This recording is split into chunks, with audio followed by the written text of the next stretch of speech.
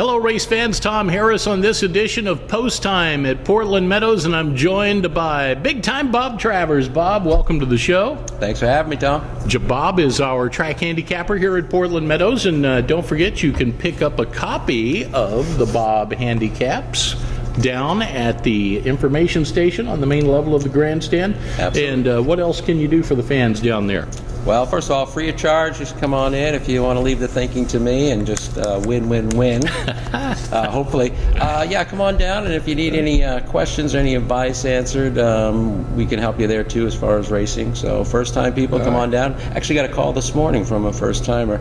Lady, never been to the races, didn't know what to expect. So I explained it to her.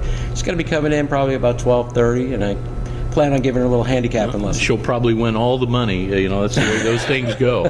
Hey, we got a couple of good stakes races on the program. We've got one of the richest quarter horse races of the meet, if not the richest. It is the Far West Futurity today, Bob. 2-year-olds going postward. We've had a chance to look at some of these, obviously, in the trials, but this race sets up to be a dandy. It is. We got a nice purse, $31K on the line here. I went with number 5, Diva Has It. I think Diva has it. Diva has just done no wrong here. 2 wins in the past, Maiden and the Futurity Trial. Now coming into it, it just seems like it's that horse's race to win. Let's put it that way. I don't disagree with you really in the fact that I think she is the horse to beat. She turned in the best time, the best effort. When you get to the finals, they have a tendency of morphing into a different type of race. Certainly no room for margin of error. And the race, a lot of times owners and trainers and jockeys will tell you the race is won and lost at the starting gate. So in this case, I'm going to go with 1 for the Brothers, a horse that was flying last time out. This horse is trained by Hector Magianis. Had a chance to visit with him a week or so ago here on the show. He really likes this horse. This horse racing for the Allred Brothers, K&R Allred Ranch. They're big-time horse people. This horse drew the outside post position in the trials, came rolling, but Diva Has It was tenacious. Dug in, held on, won the trial race. I think we're in for a dynamic match race between those two, and then you never know, up jumps somebody else. Yeah, that somebody else could be the one horse. He's an Eagle. I don't know if got enough to catch 1 for the Brothers or Diva Has It, but could be there. Really outside the fence, I'm looking at number 2, Elbar D Razzle Dazzle. Why? This horse likes to get out there fast, and in quarter horses, like you said, it's all about the gate. You get horses that can go out front quickly, and that's definitely one horse that could do it. So look for a surprise. He gets out, nobody catches him. 15 seconds, it's over. Yeah, exactly. And he's the Eagle, is another horse saddled by Hector Magianis. You got Jose Beltran in to ride here for this race today. I just think we're in for an exciting dash. I think it's going to be a great dash. We've had a little shake-up in the jockey trainer standings here. Some changes in the run order. Jockey veteran pilot Jose Zanino is now on top for the Thoroughbreds. He's up by 1 victory over Nathan Hart. These two fighting it out early in the standings. Ben Root, a very high percentage trainer, is now on top of in the standings there. Jonathan Nance right behind with 5 wins. Ben Root has 6, and then you got Rigoberto Velasquez with 5 wins also. Over on the quarter horse side, you've got Eduardo Sosa, who we're glad to know was not seriously injured at the gate last week. He got tossed around, banged around a little bit, came back, he's okay. Hector Magianis is doing extremely well in the quarter horse trainer standing. So the thoroughbred side, a little bit of change there in the run order, not so much for the quarter horses. Well, it's nice to see Mr. Zanino on top, veteran, truly nice guy too. I've had the pleasure of talking to him a couple of times.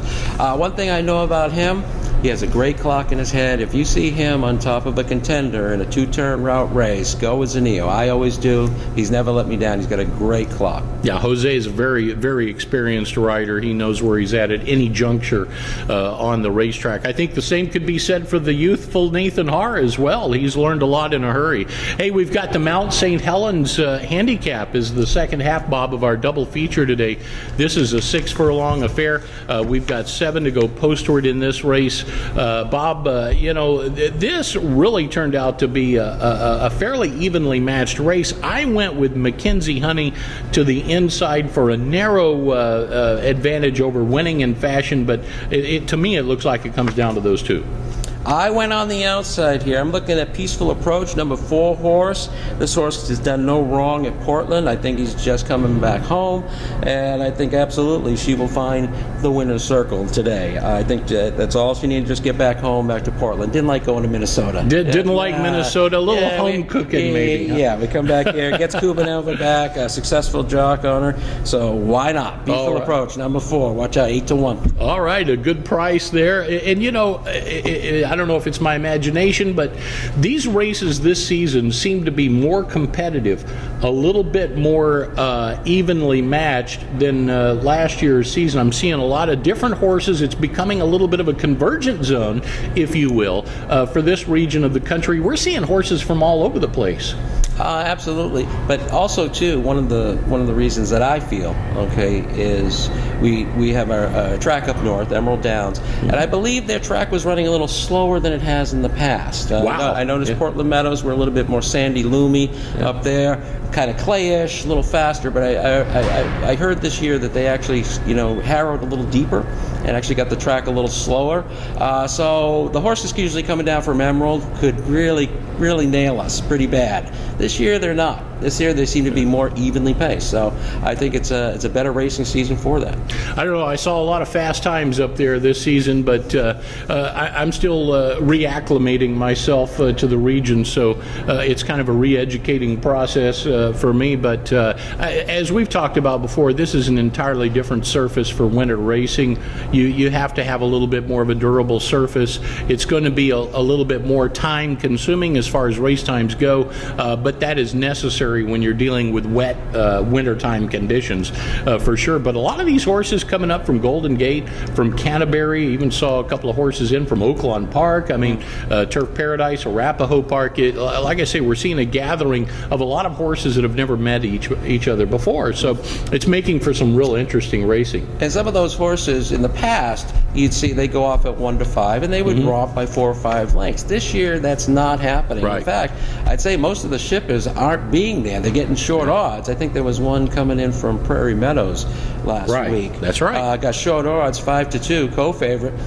Didn't even show up. Didn't even show up. So horses for the courses. Yeah, interesting. All right, we will find out the answers to all these and more questions a little bit later on today on Post Time at Portland Meadows. I'm Tom Harris for Bob Travers. We got all the race day coming right up.